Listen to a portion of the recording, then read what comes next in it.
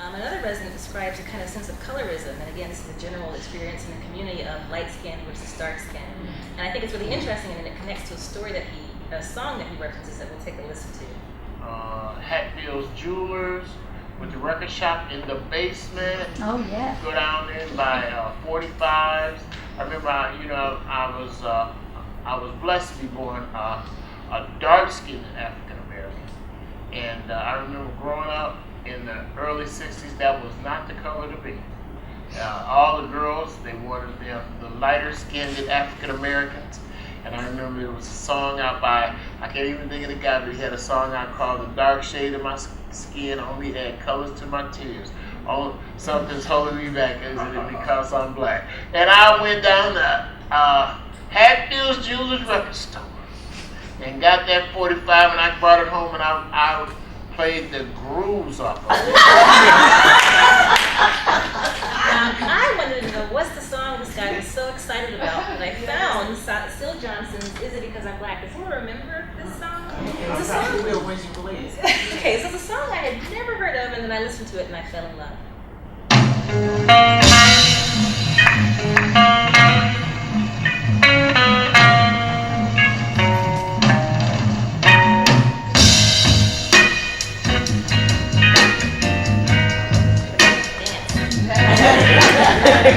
Dark brown shades of my skin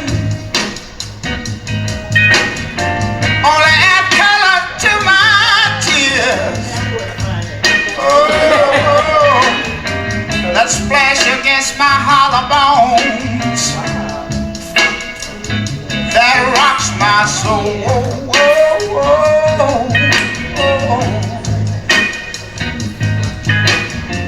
Looking back over my false dreams that I once knew, wondering why my dreams never came true. Is it because I'm black? Somebody tell me, what can I do?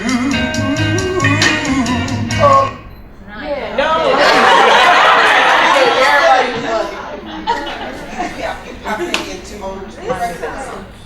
And played it Wow. And this is Syl Johnson, 1970. Yes. So when you hear this song and some of the things they go on to talk about, the mother struggling and having to work, and you wonder again, for this resident, this song is so powerful. And so again, as I move forward, I have to ask more questions about race and racism and how did it shape the community experience. But so far, those stories are few and far between in this data set that I have. Other things that people share are stories about events that used to happen or maybe are still happening today. The first one's a block party, which I had never heard of before. For the most part, like you said earlier, I remember the block clubs, parties, gatherings that we used to have around our area coming up. And we would always do it around back to school time just to get the kids, and the elders in the community involved. We would do things like give back to school. We would give them, well, not we, because I was a kid at the time, but my parents would always get the neighborhood involved in giving notebooks, pencils, and things like that. So yeah, I remember that, at least in my community. So the block parties, organize a big party with kids, give them pencils. I see the head shaking. So does anyone else know the block parties? Do you have any stories about the block party? They would block the streets off. Sometimes it'd be like 2 days. They would just have the streets blocked off. Nobody could come through, and people would put their tables and chairs like out in the front yards or in the street, and just hang out, eat, play cards, dance. It was just amazing. Music loud. That's the kind of party I want to have. Like, I haven't seen it, and again, people talk about that as an important community event. Others talk about 4th of July. This next person, I don't know if the volume is good, so I won't play it, but she talks about how not only did they go to 4th of July, but she also talks about the family, the whole block, her house, grandma's house, cousin's house around the corner, and they would all gather up and go downtown to the 4th of July festival. Juneteenth is a celebration that we currently have, but I'm not sure if Keep On Keeping On is a celebration that we have. Keep On Keeping On, which was an African American type celebration. Yeah, it was something where they would go downtown. You would have vendors that would, sell soul food or African American type culture. It's really to celebrate African American. That one, and there was another program called Juneteenth, which was supposedly the day that blacks were actually set free, or the day that blacks in Texas realized that they were set free almost a year ago. And so they were in slavery a year beyond the actual date. And it was Juneteenth. Yep, they got out on June, I believe it was the 19th. And so they called it Juneteenth when a group in, I think it was Galveston, Texas, realized that they were free. And what's interesting Yeah, about so every year they celebrate Juneteenth throughout the country. Yeah. and we have one here. And what's interesting is that this person was interviewed by a white student, and the student was like, "What's Juneteenth?" Right? So again, for things that we might know in our communities, other people might want to learn more about, and to give that kind of history and significance of race and racism that people experienced in the past. Other things that we're seeing, themes are neighborhoods, people describing the various neighborhoods that they lived in. One of the speakers talks about growing up in Beecher, and I'll see if it plays loudly enough. I've got it on max volume, so we'll see if that works. Because I grew up in a part of Flint called the Beecher District, right? And when I was growing up, a lot of the streets were unpaved, and so the common name among us who lived there was called Dirt Street. And it was a wonderful time. It was a wonderful time because everyone had children, lots of children, and people didn't have money, but nobody knew. There was no distinction between who had and who didn't. We just had great time being together. And in my family, like I said, I come from a large family, so I had, at that time, growing up, I had 3 sisters and 2 brothers, and later I had a brother later on. And we just had a magical yard because it had lots of fruit trees and a huge yard, and so we just played all different kind of games. Red Rover and Rover and dodgeball and kickball, and you name it, we played it, and we climbed all the trees, and we had a cherry tree that I remember we used to, one of our fun time activities was to climb the cherry tree, and it was next to a garage, and we'd climb on top of the garage, and then go on the other side and jump. Wow. And believe it or not, no one ever broke anything. Right, so the normal, typical childhood in Beecher, right? This other person we interviewed in Civic Park, and he talks about, again, going from door to door as kids on their bikes. Civic Park area, like my memories from the Civic Park area, just riding your bike through the neighborhood, seeing so many people outside, just interacting. When I was younger, it would be to the point where, even though I had to be home, when the street lights came on, it was just basically like, just riding your bike, like I'm calling everybody as soon as I get out of school, or that nice day in the summertime, just ride your bike around the neighborhood about 6-7 times, and just stand on the corner with the ice cream truck. And, those are things that I really loved about being in the neighborhood. And again, it's very simple childhood, right? Just getting on your bike, ride around and find all the other kids with their bikes and play. Last speaker talks about Westgate neighborhood, which is southwest part of Flint, and he talked about the importance of that neighborhood because of all the kind of people who lived in it. He talked about police and doctors and teachers and everyone who lived there in that neighborhood, and how that neighborhood even today still has a very high civic engagement. People go out and vote and actively participate in the community. So those are the everyday experiences, and then people talk, of course, about decline. That's one of the narratives of Flint that we can't ignore, and people will compare the past, that cohesion that they saw, to now the neighborhood, what it looks like when people have moved out and houses are abandoned. So I will take this last speaker, and he talks pretty loudly. I think you can probably hear him better. People was more into giving, because I guess they had it back then when the shop first started closing. So either if you got a pair of socks or anything, it was just, on Christmas you went around the city, stopping at people's house, even if you had something to give the auntie for Christmas or whatever. It just was like everybody moved around, as opposed to most people staying in the house nowadays. sitting in my driveway, let's just say sitting here and listen to music and bobbing our head.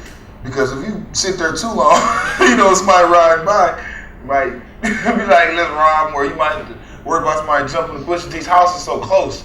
You got to think about how they made these houses. They made these houses real close, and they made it comfortable at the time. It was safe, but then it turned back. So it's not safe to have a neighbor that's right behind you. They nothing but a fence in a little backyard, and they little backyard, but they breaking everybody's house in the whole neighborhood. You know what I'm saying? Or they known for robbing people. Here you was sitting in your driveway.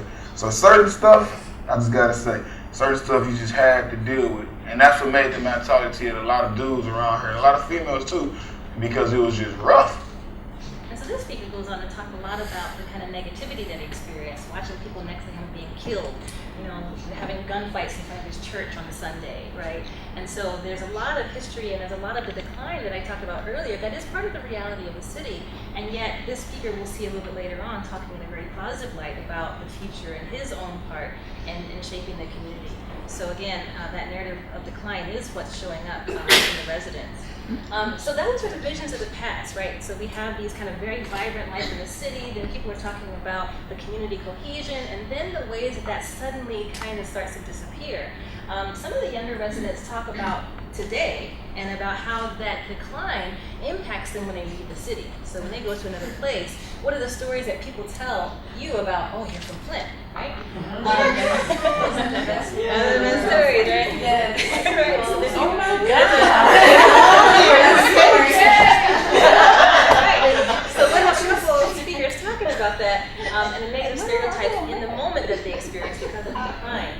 Because of the decline, we'll talk a lot about community revitalization and activism, that people are actually taking a stand to say we want to change the current status of our city. And the last group will be people talking about community pride. So as you guys all, I think, probably recognize that there are people who, when you leave the city, people will respond to in a very strange way. Whenever people ask me about Flint, I tell them positive things about Flint, and I don't go, oh yeah, it's so bad. Because some people just say good things. And some people, if they say where are you from, you say Flint, and then they go, oh man. Yeah, ooh, have you ever seen a gun? I've had people ask me, have you ever seen a gun? Have you ever seen a drug deal? Is it dangerous? I had somebody say, oh, that must be exciting. Right, so this is a person who's gone away for college and tells people that they're from the city of Flint, and they get this really terrible response. There's generally a stereotype, not usually that I'm unemployed.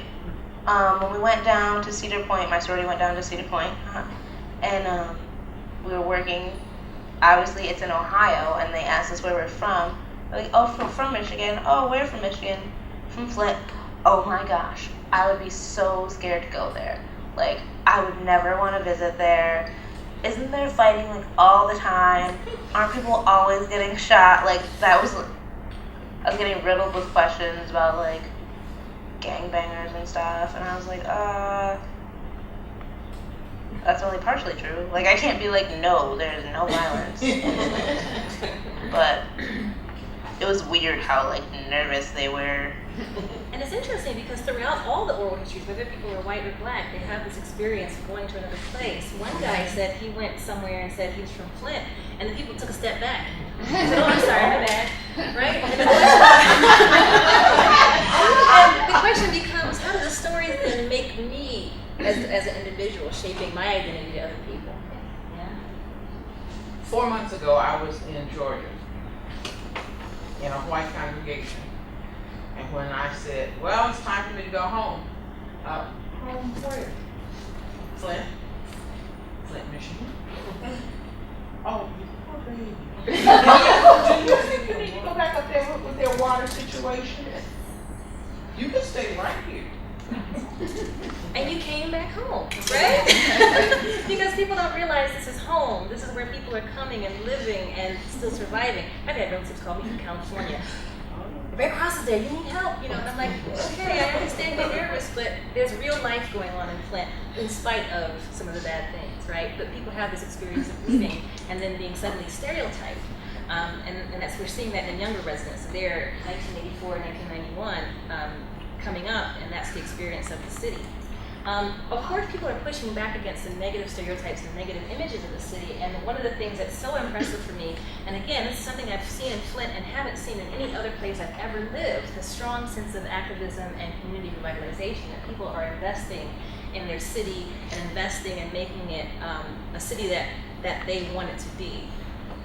Just people, just young people, just want to be the difference makers and, you know, have great ideas and, you know, want to see change and, you know, next thing you know, they putting together, you know, graphs and collecting data and, you know, and researching and, you know, bringing ideas to the table and starting organizations and building nonprofits and, you know, you're doing this stuff from the ground up. You know, that's how everything started in the first place. But so just to see, you know, us, you know, taking control and just really going about it in that fashion is really just, you know, that is something just like, you know, that's a blessing. And I'm happy to see that. And this is a person who's very active in the community, very active in organizing and making sure that for the neighborhood that they're living in, it's going to be a better neighborhood. This last person we heard earlier talking about the negativity in the neighborhood, talking about even his contribution to making a difference. I'm the youngest guy in my whole block. Seriously, it's a lot of older people, and they all been there for years. They all established. Everybody got their houses and their nice cars. And I'm the young guy on the block that they expect to come and just tear the neighborhood up. But instead, you see me out there with my family. I pull the hoop out. That's what they don't like, though. Well, they necessarily don't have a problem with it. But people that's coming through, because nobody lives on my block, I pull my hoop out, and the whole block be full of kids. And people come down there driving, and they want to turn, they can't. They just keep on going. Because ain't no houses around here. You just cutting through here. So use another street to cut down, because we rocking right here on this one block. Seriously, I pull it out to the middle of the street, and some people just have to just go through. But it's okay, though, because it's like, you know, back in the day, you literally could just fly through this neighborhood, just run from the cops or whatever. It just was no man's land. Stop, dump your garbage, come over here and do what you want to. There's kids coming back into the neighborhood again. Not that the school is not open, but now that the school is closed, the kids was left, but it's still kids, you know what I'm saying, that they really didn't have nowhere to go, they really don't have nothing to do. And a lot of parents was more like, stay around here. But if there's at least somebody on the street that say, popsicles for everybody, or, you know what I mean, play in the water. That's what I really let them do. I let them play in the water, just leave the water hose out and just, I mean, seriously, I just appreciated being in the neighborhood again. So again, you know, something as little as pulling the basketball hoop out and saying, okay, little kids who live in the neighborhood, there's no other houses on the block, but they're still there. So what can we do as members of the neighborhood to make it a place that we experience as kids and make it possible for them to have that same experience? Other people talk a lot about pride. That's the other thing I've heard in Flint the most. When people say that Flint's the worst city in the world, people who I talk to say, well, no, Flint is the best city because of why? The people. It's got the best people you'll ever meet. And the people are survivors and they're really dedicated to making the city better. Flint is special to me. Okay, so I think you can hear that too well. He talks a lot about the athletes that he's very proud of, that he went to school with. Maybe this last week you can hear a little better. There's a certain respect. Not just Flint, but Michigan in general, but Flint, Detroit, Saginaw County, you travel outside of our communities. I don't think you can hear that too well either. Sorry about the volume. Well, he basically says that Flint, when you leave the city, people recognize also the kind of hard work ethic that people have in the city, and that it's a place where industrialization was built, and it has that reputation as that kind of city. And so he has a strong sense of pride for the city. The first speaker talks about Flint residents being survivors, especially if you're a younger resident who's gone through those really harsh times of economic decline, and you still stay and you still fight for the city. They say that that's one of the things, it's the people who stay here and do the work that make it a strong, vibrant city. And you don't hear Forbes reporting on that, you don't hear Business Insider talking about that in their rankings, but that's indeed what the residents are saying is important. Okay, the very last thing is the visions for the future. And again, I hope that some of these will be a little bit louder. Actually, we'll do the last speaker. I think he has the loudest voice on these recordings. And again, he talked about earlier, you know, having the city go into a place of decline, and then the part that he does to making it better. And I hope, actually, we'll do the speaker before him. Let's see. And it start with the people. You know, we can't wait for the state government to come in and fix some stuff for us, or expect everybody, elected officials in the city council or the mayor or just in general, just to kind of work it out for us. No, you know what? We are the people, right? The power's in the people. We need to get out here and do it. You know, we don't have to wait for somebody to make our neighborhood be what they want it to be. Let's reflect it of what we wanted to see. And so, yeah, through that, you know, the network, everybody build with each other. And that's how, you know, you see these beautiful relationships happening and it's blossoming. And great work is being done. You know, I love that. You know, that's something that just really like just inspires me and just motivates me when I see like, you know, people just connecting, you know, for a good cause and you make a difference. Oh yeah, you know, you are a special piece. The last speaker, because he's got the louder voice of the whole group, so he's also saying a very similar message. Everybody here cares. It's just we don't have, I'm not going to say every single body, we don't have the resource though to carry out with the caring because it's so down. It's generations tore this neighborhood down. Not the generations here, generations tore it down. And not just one generation going to be able to do it by themselves. But if we get the help from the older men that worked at GM and the older lady who, you know, if we get anybody help that really want to see Flint come back, that's how we can get Civic Park back. Everybody got to be on one accord. And then that can be the example for any other neighborhood in America. Chicago, Atlanta, any Compton, anywhere. You know, like they always say, it takes community to raise a child. Okay, if it takes community to raise a child, the community had to be on one accord at some time. You know what I mean? And this is nothing but kids getting raised up around her. You guys want to make sure that the houses getting taken care of in this neighborhood don't look like this 20 years after. So it's going to take the community to come together, and it's going to get on one accord to say, okay, this is how we're going to do this. We're not going to down. We're going to come together. And so if everybody can come on the same accord, that's how it's going to work. And it's going to work. Seriously. So I think that's what the whole world needs to know. So again, that last speaker, and that speaker we interviewed in Civic Park. In Civic Park right now, they're doing a really interesting revitalization project. They're going through and they're putting up windows, big windows, but windows on houses. They're mowing the lawn. They're giving houses to young people. And so again, there's this kind of really strong movement to make change and to be the change that we want to see. And so again, that's the last thing I leave you with of the voices that we've been hearing in these oral histories. And again, as I look at these stories, I start looking at people's vision. There's a lot of vision in the city of Flint, and just taking time and effort to get us where we need to be.